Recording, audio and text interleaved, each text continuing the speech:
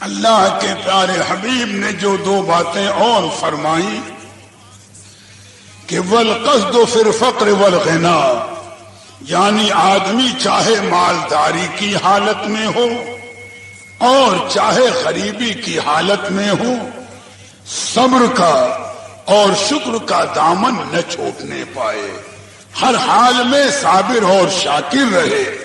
بھئی اگر غریبی ہے تو صبر سے کام لیتا رہے کہ میرے رب کی مرضی یہی ہے، اور اگر اللہ نے دولت دی ہے تو بھی اس کی کوشش یہی ہو کہ مولا تعالی ہمیں توفیق عطا فرما کہ تیری دی ہوئی اس نعمت کو ہم تیری راہ میں تیری مرضی کے مطابق خرچ کریں، نہ امیری پر غرور کرے نہ فقیری کی شکایت کرے، دونوں حال میں صابر و شاکر رہے، اور جب صبر اور شکر کا دامن اس کے ہاتھوں میں رہے گا تو انشاءاللہ تعالی اس کے لیے دنیا میں بھی عافیت ہے، اس کے لیے حشر میں بھی عافیت ہے، اور یقینی طور پر وہ نوازا جائے گا، اس پر رب تبارک و تعالی کی رحمتیں ہوں گی، برکتیں ہوں گی، اور کوشش کرے کہ اپنی اس دولت کو وہ اللہ کی رضا کے مطابق اللہ کی راہ میں خرچ کرتا رہے، چونکہ رب تعالیٰ نے ارشاد فرمایا ما عندکم ینفد وما عند اللہ باق، یعنی تمہاری وہ دولت جو تم نے اپنی ذات پر خرچ کیا، جو تم نے اپنے اوپر خرچ کیا، یہ فنا ہونے والی ہے، یہ تمہارے کام نہ آئے گی۔ وما عند اللہ باق، لیکن تم نے اپنی وہ دولت، اپنا وہ مال، اپنا وہ سرمایہ جو اللہ کی راہ میں خرچ کیا ہے وہی باقی رہنے والا ہے، اور وہی تمہارے لیے نجات کا ذریعہ بنے گا، وہی تمہارے لیے بخشش کا ذریعہ بنے گا۔ ایک دو نہیں، اس پر کتنے واقعات اور کتنے معاملات ہیں۔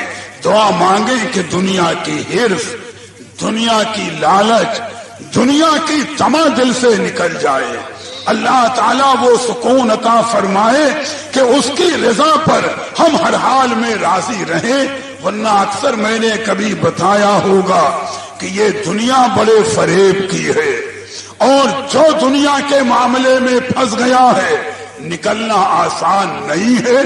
آج حالات دیکھ لیں، اعلی حضرت کا بڑا پیارا شعر ہے کہ شہد دکھائے زہر پلائے، دنیا کا حال کیا ہے؟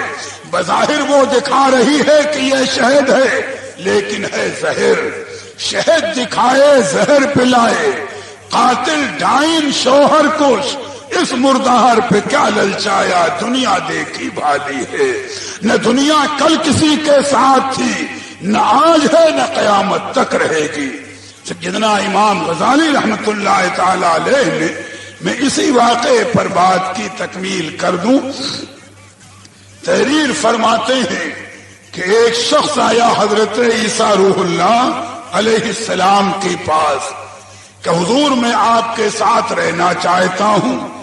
دیکھو بڑوں کی بارگاہ میں رہنا آسان نہیں ہے، اس بارگاہ میں رہنے کے لیے بھی حوصلہ، ادب، ہمت اور نیک نیتی چاہیے، بڑوں کا قرب آسان نہیں ہے۔ بزرگوں نے فرمایا نزدیک آرا بیش بود حیرانی، جو کسی بادشاہ کے دربار میں نزدیک ہے، جو کسی اللہ کے ولی کے دربار میں مقرب ہے تو اس کی ایک ایک سانس امتحان کی ہے، نہ جانے کہاں پر پکڑ اور گرفت ہو جائے۔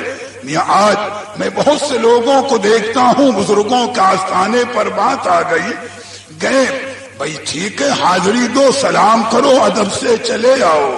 کچھ لوگ ہیں دیر تک بیٹھے ہوئے ہیں، بعض لوگ ہیں وہاں بیٹھے بیٹھے بزرگوں کے مزارات کے قریب سو بھی جاتے ہیں۔ میاں ادب سیکھو، یہ بارگاہیں وہ ہیں کہ جن کی عظمت و جلال کو ہماری نگاہیں نہیں دیکھ سکتی کہ یہ بارگاہیں کتنی عالی ہیں، کہیں ایسا نہ ہو گرفت ہو جائے۔ مگر آج کا انسان نہیں سوچ پاتا، وہ سوچتا ہے جیسے ہم نے دنیا جمع کر لی ہے، بس چلو یہاں پر بھی آؤ اور ان روحانیت بھی لے کر کے مکمل چلے جاؤ۔ تو معروم نے فرمایا کہ ہم خدا خواہی وہ ہم دنیا دوں، ای خیال استو محال استو جنو، اگر چاہو کہ دنیا کا سرمایہ بھی جمع ہو اور ولایت کی دولت بھی ملے تو یہ خیال پاگل پن ہے، دو میں سے ایک ملے گا، چاہے دنیا لے لو چاہے اللہ کی رضا لے لو۔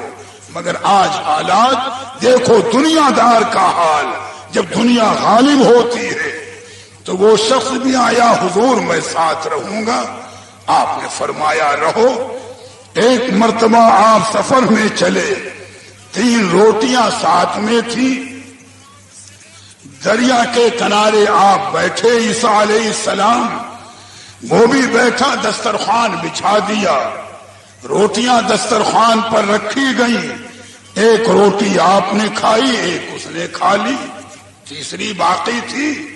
دریا قریب تھا، آپ نے فرمایا پانی پی کے آتا ہوں میں، تو تیسری روٹی بانٹ کے کھا لیں گے۔ جب عیسیٰ علیہ السلام لوٹ کر آئے دریا کے پاس سے تو تیسری روٹی غائب، اب دوسرا کوئی آیا بھی تو نہیں۔ اس سے پوچھا بتا روٹی کہاں گئی؟ کہا حضور پتہ نہیں۔ دیکھو دنیا دار نبی کے ساتھ ہے، کیا کر رہا ہے ایک روٹی کے لیے، لاکھوں کہو تو اللہ جانے کیا کرے گا۔ عیسیٰ علیہ السلام نے اس کا ہاتھ پکڑا، کچھ دور چلے جنگل میں، دیکھا ایک ہرنی اپنے 2 بچوں کو لے کے جا رہی ہے، ایک بچے کو پکڑا آپ نے ذبح کیا اور اس کا گوشت بھونا خود بھی کھایا، اسے کھلایا، پھر ہرنی کے بچوں کی ہڈیوں کو جمع کر کے دعا فرمایا، بچہ زندہ ہو کر اپنی ماں کی طرف چلا گیا۔ عیسیٰ علیہ السلام نے فرمایا دیکھ اللہ نے میرے ذریعے تجھے یہ میرا معجزہ دکھلایا، بتا تیسری روٹی کہاں ہے؟ مگر دنیا داری جب دل سیاہ کر دیتی ہے تو کہتا حضور پتہ نہیں تیسری روٹی کہاں ہے۔ معجزہ دیکھ رہا ہے نبی کا، یہ مقام عبرت ہے، سوچنے کی جگہ ہے، اپنے ارد گرد بھی دیکھنا۔ آگے غالباً دریا آیا، پار کرنا تھا، آپ نے اس کا ہاتھ پکڑا اور دریا پر بغیر کشتی کے پار کر دیا اسے۔ کہا تو نے دوسرا معجزہ دیکھا، بتا تیسری روٹی کہاں ہے؟ کہتا حضور پتہ نہیں کون لے گیا۔ دیکھو نبی کے ساتھ ہے، معجزہ دیکھ رہا ہے یہ دنیا دار، لیکن پھر بھی انکار۔ آپ آگے بڑھے، میدان تھا، کچھ ریت جمع کیا، دعا فرمائی، سب وہ سونا ہو گیا، قیمتی موتی جواہرات وغیرہ ہو گئے۔ آپ نے 3 ڈھیر لگا دیے، 3 حصے میں بانٹ دیا، بھی اللہ کے نبی کی دعا ہے۔ فرمایا ایک حصہ تو میرا ہے، ایک تیرا ہے، اور تیسرا حصہ تیسری روٹی والے کا ہے، جس کے پاس تیسری روٹی ہے یہ تیسرا حصہ اس کا ہے۔ تو یہ دنیا دار جھٹ سے روٹی نکالتا حضور میرے ہی پاس ہے۔ دیکھو یہ ہے دنیا کا حال۔